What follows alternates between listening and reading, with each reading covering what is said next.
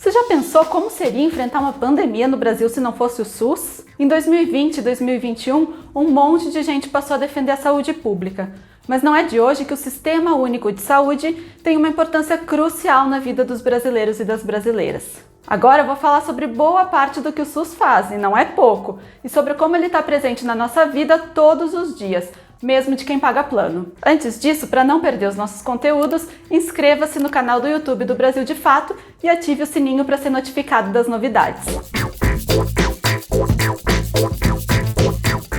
Olha, eu vou confessar uma coisa para vocês. Não foi fácil fazer o roteiro desse vídeo, porque tem tanta coisa que o SUS faz que não cabe em 5 ou 6 minutos. E por esse motivo, esse é o primeiro de uma série, e nos próximos vídeos a gente vai abordar outros assuntos com mais profundidade. Mas é difícil falar tudo também porque o sistema do governo federal que concentra os dados, o DataSUS, está cada vez mais esvaziado. Então muitas das informações não estão disponíveis ou estão defasadas. Mas vamos lá. Para começar, é importante saber de uma coisa. O Brasil é o único país com mais de 100 milhões de habitantes que tem um sistema público de saúde que atende toda e qualquer pessoa que precisar de atendimento de forma gratuita. No final dessa série, a gente vai mostrar como isso funciona em outros países. E aqui no Brasil, muita gente quer reduzir o orçamento e acabar com o SUS. Mas com a pandemia foi difícil sustentar esse discurso. Vocês devem ter visto recentemente que alguns dos mais notórios defensores da saúde privada vestiram o colete do SUS. Não é à toa, eles sabem que sem o SUS a gente não teria atendimento para a maioria das vítimas da Covid, não teria vacina, não teria plano de imunização, leitos, equipamentos de ponta, oxigênio. E aí vocês vão me dizer que muitas dessas coisas faltaram no meio da pandemia, e é verdade, mas a gente vai falar disso daqui a pouco. Antes, eu preciso mostrar o que está no guarda-chuva do SUS e como ele funciona. Olhando para os princípios do SUS, a gente já tem uma ideia do que ele oferece. O primeiro deles é a compreensão de que a saúde é um direito de todos e é dever do Estado garantir isso, sem nenhum tipo de discriminação. O segundo diz respeito ao objetivo do SUS de reduzir desigualdades, com mais investimentos em áreas e para pessoas que mais precisam. E o terceiro é o de considerar as pessoas como um todo. Por isso, ele inclui a promoção da saúde, a prevenção de doenças, o tratamento e a reabilitação, articulando com outras políticas públicas.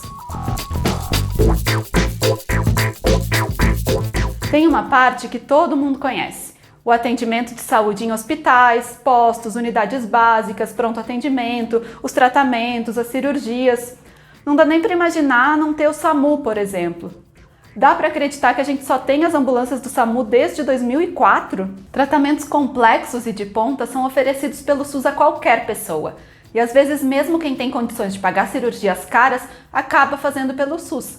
Ou porque só o sistema público oferece, ou porque ele tem mais expertise. Transplantes, cirurgias cardíacas, hemodiálise, tratamentos de câncer, por exemplo, são todos oferecidos pelo SUS. Embora isso já seja muito, é só uma pontinha. O SUS tem muito mais.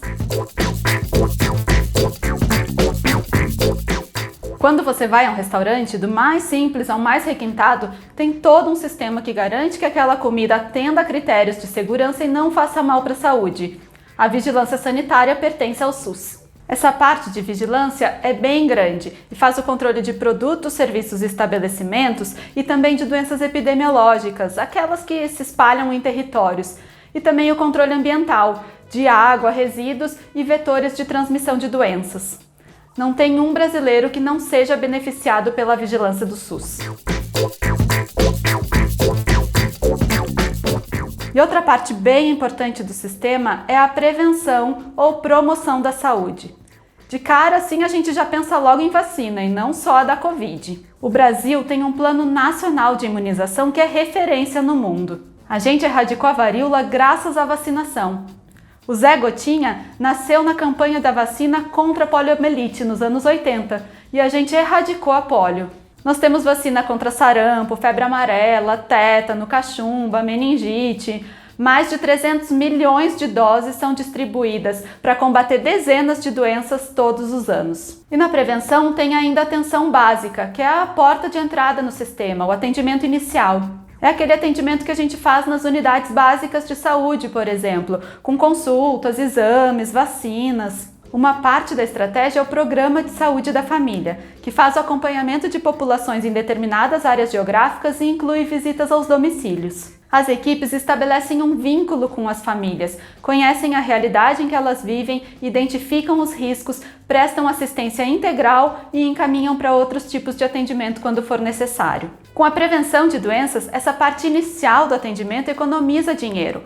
É muito mais barato acompanhar e prevenir do que tratar doenças quando elas já estão graves. E quando a gente vai na UBS, se precisar de um remédio, é muito grande a chance de ele ser disponibilizado gratuitamente pelo SUS, inclusive para o tratamento de doenças crônicas. Tem muita gente que precisa tomar remédio todo mês e não teria como se não fosse a farmácia do SUS. Algumas doenças, inclusive, têm tratamento apenas pelo sistema público. É o caso do HIV, da hanseníase e da tuberculose. E tudo isso chega a qualquer lugar do Brasil. Você já deve ter visto, até na campanha de vacinação da Covid, profissionais da saúde chegando de barco em comunidades ribeirinhas, por exemplo. O SUS está em territórios indígenas, no sertão nordestino, na periferia de São Paulo e em grandes centros urbanos. Tá, no interior do Rio Grande do Sul e no interior do Amazonas. Aliás, em municípios menores, é muito mais provável que você consiga atendimento pelo SUS do que pela saúde privada. E isso tudo que eu falei aqui ainda não dá conta de abranger tudo que o SUS faz. E aí você me pergunta, se o SUS é tão bom, por que todo mundo reclama tanto? Bom, tudo isso é o que está no escopo do SUS, mas é verdade que tem muitos problemas. E também tem muitas críticas que vêm de pessoas que não conhecem o sistema. O principal dos problemas diz respeito ao orçamento. Como é fácil de imaginar, fazer tudo isso não é barato. E o orçamento do SUS tem perdido participação nas receitas da União, principalmente depois da aprovação do teto de gastos no final de 2016. Os gastos com serviço público de saúde caíram de quase 16% da receita em 2017 para 13% em 2019. Ou seja, se o SUS não está tão bom quanto deveria, isso significa que ele precisa de mais investimentos, não menos. Mas também tem o fato de o Brasil ser um país gigante. Dar conta de toda essa estrutura não é simples. Por isso, o SUS tem participação do governo federal, dos estados e dos municípios. E é com esses últimos que fica a gestão dos serviços. Esse vai ser o assunto do segundo vídeo dessa série, quando eu vou falar um pouco mais sobre a organização e o orçamento do SUS, como surgiu o sistema e quais os interesses envolvidos. E o terceiro, como eu comentei antes, é sobre os sistemas de saúde ao redor do mundo e as suas semelhanças e diferenças em relação ao nosso. Te vejo lá!